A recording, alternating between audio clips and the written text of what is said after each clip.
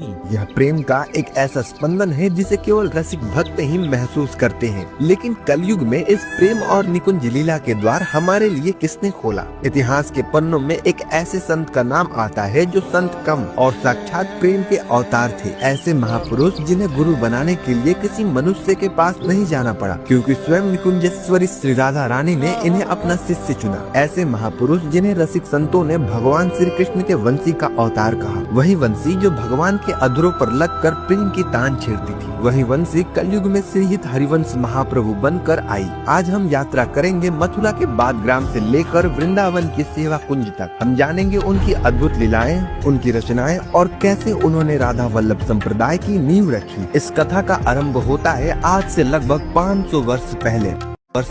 स्थान था मथुरा के पास स्थित एक छोटा सा गांव बादग्राम। समय था विक्रम संवत 1559। वैशाख मास की शुक्ल पक्ष की एकादशी, जिसे मोहिनी एकादशी भी कहते हैं। इसी पावन घड़ी में श्रीहित हरिवंश महाप्रभु का जन्म हुआ। इनके पिता का नाम श्री व्यास मिश्र और माता का नाम तारा देवी था। भक्तमाल में इनके परिवार का वर्णन बहुत ही रोचक है। इनके पिता व्यास मिश्र जी 9 भाई थे, लेकिन नियति देखिए, सबसे बड़े भाई श्री नरसिम्हाश्रम जी संन्यास ले चुके थे। अन्य भाई भी गृहस्थ सुख में नहीं थे, केवल व्यास मिश्र जी ही गृहस्थ थे। इसीलिए जब हरिवंश जी का जन्म हुआ तो वे केवल पुत्र नहीं बल्कि अपने पूरे वंश के कुल दीपक बनकर आए। माता पिता उन्हें प्राणों से भी अधिक स्नेह करते थे, लेकिन यह बालक साधारण नहीं था। जन्म लेते ही जहाँ बच्चे रोते हैं, वहीं इनके जिह्वा पर एक स्पष्ट नाम था और वह ध्वनि थी राधा। वे जन्मजात राधा नाम के प्रेमी थे। बचपन की घटनाओं में ही भविष्य की झलकी मिल जाती है। उस समय इनकी अवस्था 5 वर्ष थी। वे सखाओं के साथ खेल रहे थे और अचानक एक पुराने सूखे और गहरे कुएं में कूद गए। माता तारा देवी और पिता व्यास मिश्र बदहोश होकर दौड़े। सबको लगा कि अनर्थ हो गया, लेकिन तभी कुएं के भीतर से एक दिव्य प्रकाश फूटा। देखते ही देखते सूखे कुएं का जल स्तर ऊपर आने लगा और उस जल के ऊपर कमल के फूल की तरह तैरते हुए नन्हे हरिवंश बाहर आए। वे खाली हाथ नहीं थे, उनके नन्हे हाथों में एक अद्भुत श्याम रंग का श्री विग्रह था। हरिवंश जी ने बड़े प्रेम से उस विग्रह को स्थापित किया और स्वयं उनका नामकरण किया। नाम रखा श्री नवरंगी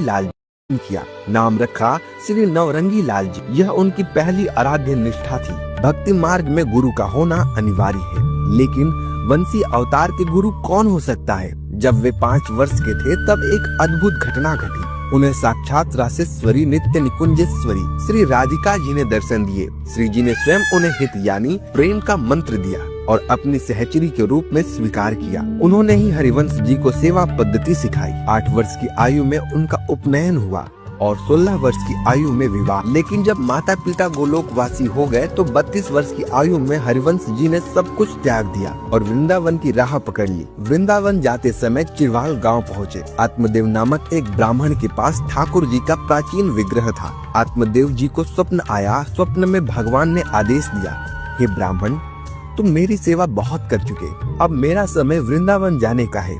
अपनी दोनों पुत्रियों श्री कृष्णदासी और मनोहरी का विवाह हरिवंश जी से कर दो और दहेज के रूप में मुझे उन्हें सौंप दो।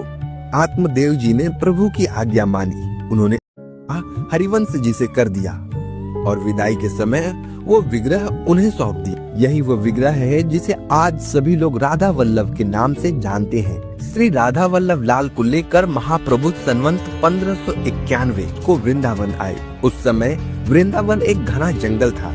उन्होंने सबसे पहले मदन टेर नामक ऊंचे टीले पर निवास किया। यहाँ आकर उन्होंने श्री राधा वल्लभ संप्रदाय की विधिवत स्थापना की, जहाँ भक्ति का आधार विधि नहीं बल्कि प्रेम है। महाप्रभु ने अपनी दिव्य दृष्टि से ब्रज के 4 लुप्त तीर्थों को पुनः खोज निकाला। पहला सेवा कुंज, दूसरा रास मंडल, तीसरा वंशी वट और चौथा मानसरोवर। वे सेवा कुंज में ही रहे। वहीं श्री राधा वल्लभ लाल का प्रथम उत्सव मनाया गया। श्रीहित हरिवंश महाप्रभु ने भक्ति जगत को अनमोल ग्रंथ दिए। उनकी वाणी में अद्भुत मिठास थी। उनकी प्रमुख रचनाएं हैं श्रीहित 84, जो ब्रज भाषा के 84 पद हैं, श्री राधा सुधानिधि और यमुनाष्टक। उनके शिष्यों की बात करें तो भक्तमाल में श्री दामोदर दास जी यानी सेवक जी का नाम विशेष आदर से लिया गया है। वे ही महाप्रभु के हित भाव को सही से समझ पाए और उनके प्रथम प्रधान शिष्य बने। वृंदावन के महान संत स्वामी हरिदास जी और हरिराम व्यास जी इनके अभिन्न सखा थे। अंत में 48 वर्ष तक इस धराधाम पर प्रेम की गंगा बहाने के बाद संवत 1609 की शरद पूर्णिमा को श्री हित हरिवंश महाप्रभु जी ने नित्य निकुंज लीला में प्रवेश किया। श्री राधा वल्लभ लाल की जय।